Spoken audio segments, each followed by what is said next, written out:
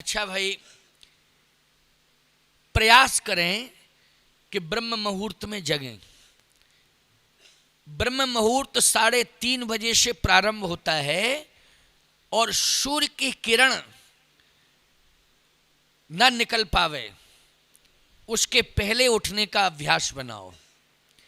सूर्य की किरण न निकल पावे उसके पहले उठने का अभ्यास बनाओ। हाँ, विशेष परिस्थिति में आप रात्रि में कोई विशेष परिस्थिति आ गई, विलंब से सोए तो आप विलंब से जग रहे हैं, लेकिन ये नियम नहीं है। इसको नियम मत बनाना, क्योंकि अपवाद है। ये अपवाद है कि हम विलंब से सोए इसलिए विलंब से जग रहे हैं। लेकिन हम यही संकल्प ले लें, नियम बना लें कि विलंबई से सोएंगे और विलंबई से जगेंगे।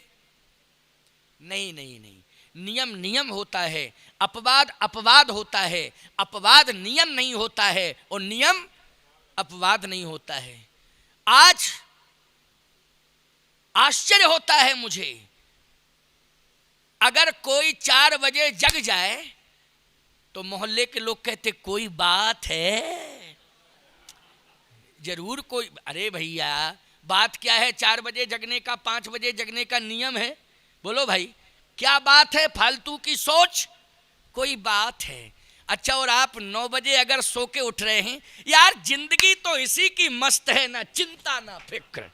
देखो क्या गजब की जिंदगी बारे भगवान, इसके भाग्य को कितनी सराहना करें इसके भाग्य की। बोलो, दुर्भाग्य को भाग्य बता रहा है और भाग्य को दुर्भाग्य और दुर्भाग्य को भाग्य, ये विडंबना है। इसलिए मैं कहता हूं, आज जिंदगी के उत्तर यदि उत्तरकांड से तुम लेना चाहते हो तो हम ये बताना चाहते हैं कि विषम और विशेष परिस्थिति में आप विलंब से सोएं और विलंब से जगें, लेकिन नियम ना बनाएं कि हम विलंब से ही सोएंगे और विलंब से ही जगेंगे। आपको ब्रह्म मुहूर्त में कोशिश करनी चाहिए, 5 बजे तक जग जाओ, 5:30 बजे तक जग जाओ, है।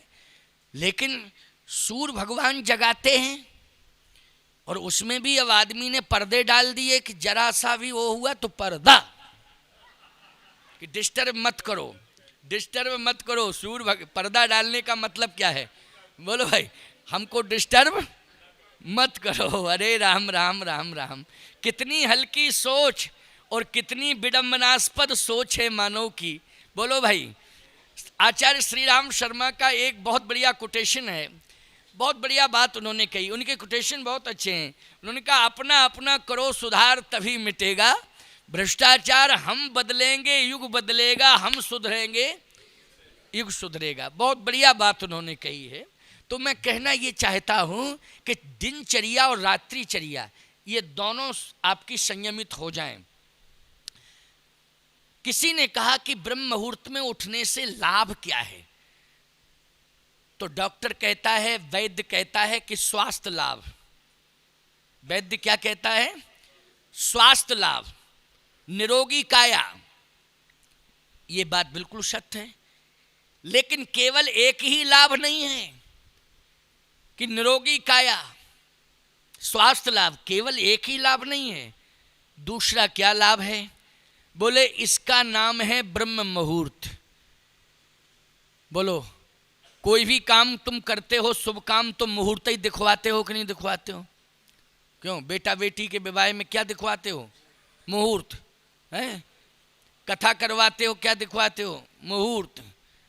कहीं यात्रा प्रारंभ करते हो, किसी सफलता के लिए आप जा रहे हो, उसमें भी आप पूछते हो कि कोई अच्छा मुहूर्त बताओ जिसमें हम यात्रा प्रारंभ करें, हमारा काम सफल हो जाए, वो मुहूर्त बताओ।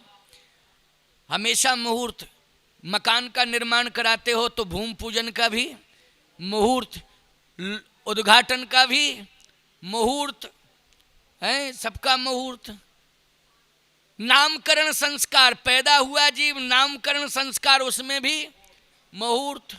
अन्नप्राशन संस्कार मुहूर्त, यज्ञोपवी संस्कार मुहूर्त, विवाह संस्कार मुहूर्त, सब में मुहूर्त ही मुहूर्त।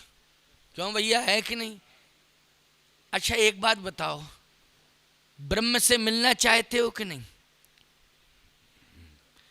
तो ब्रह्म से तभी मिल पाओगे जब मुहूर्त देखोगे उसका। तो ब्रह्म से मिलने वाला मुहूर्त है ब्रह्म मुहूर्त। बोलो है कि नहीं? बोलो ब्रह्म को प्राप्त करने वाला कौन सा मुहूर्त है? ब्रह्म मुहूर्त। और किसी से पूछने की जरूरत नहीं है, हम बताए देते हैं कि 3:30 बजे से ब्रह्म वेला शुरू हो जाती है। ब्रह्म मुहूर्त 3:30 बजे से। अब 4 बजे जग जाओ, 4:30 बजे जग जाओ, 5 बजे जग जाओ, सूर्य की किरण नहीं निकलनी चाहिए, उसके पहले आप जाग जाइए। ब्रह्म मुहूर्त में जागना बहुत आवश्यक है। ब्रह्म से अगर कोई मिलना चाहता है तो उसे ब्रह्म मुहूर्त में जागना पड़ेगा। बड़े बड़े संत महात्माओं को ब्रह्मानुभूति कब हुई है? क्योंकि ब्रह्म मुहूर्त में जागते थे। अभी आप चित्रकूट जाएं तो वहाँ महात्मा बहुत रहते हैं। यहाँ रामेश्वरम में तो हमको पुजारी पंडे ज़्यादा दिखाई दिए, साधु संत तो कम दिखाई दिए, हमने जहाँ तक निरीक्षण किया है। क्योंकि हम तो सुबह प्रातः निकल जाते हैं, 4 किलोमीटर जाना, 3.5 जाना, 3.5 आना, 7 किलोमीटर लगभग मॉर्निंग वॉक करता हूँ मैं।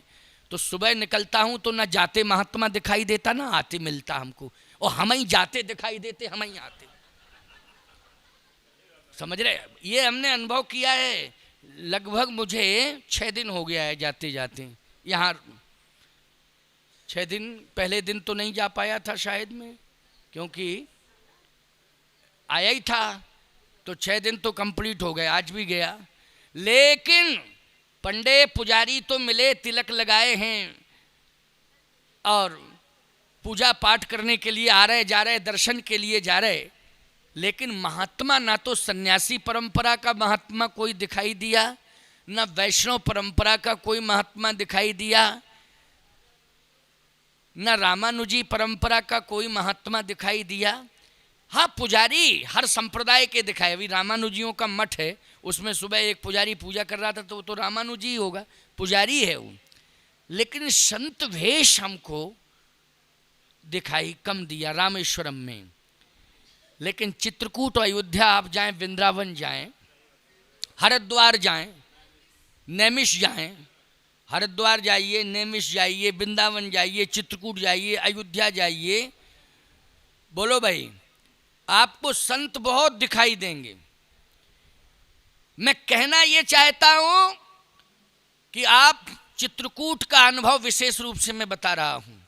मेरे यहाँ मैंने कहा नहीं, 100 से अधिक तो संत रहते हैं और लगभग पूरी संख्या 200 की है, लेकिन 100 से अधिक महात्मा ही रहते हैं। 3:30 बजे राम राम की धुनी सुनाई देगी आपको, 3:30 बजे, और कमंडल की छनकार खनकार और वो सब स्नान, सारी बातें, मंदाकिनी चले जा रहे, कोई संत आ रहे हैं, परिक्रमा कर रहे हैं, ये सब आपको दिखाई देगा वहाँ। चित्रकूट का अनुभव बता रहा हूँ मैं आपको। क्यों? इसलिए कि ये सब ब्रह्म की तलाश में है।